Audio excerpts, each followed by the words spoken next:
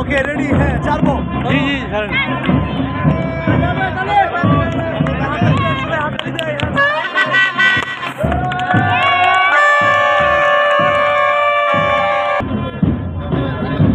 दियो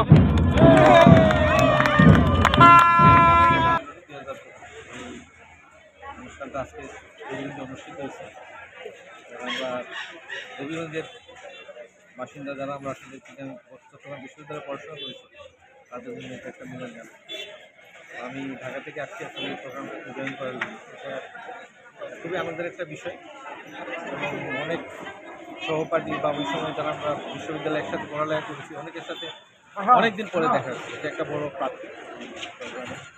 আমি মনে করি এই জাতীয় প্রোগ্রাম যত বেশি হবে আমাদের মধ্যে যে আগে পারস্পরিক একটা যোগাযোগ ছিল এটা সবসময় অব্যাহত থাকবে এবং এর মাধ্যমে এত বছর পরে আমরা পুরাতন ইউনিভার্সিটির সকল সিনিয়র জুনিয়র সবাই একত্রিত হয়েছে।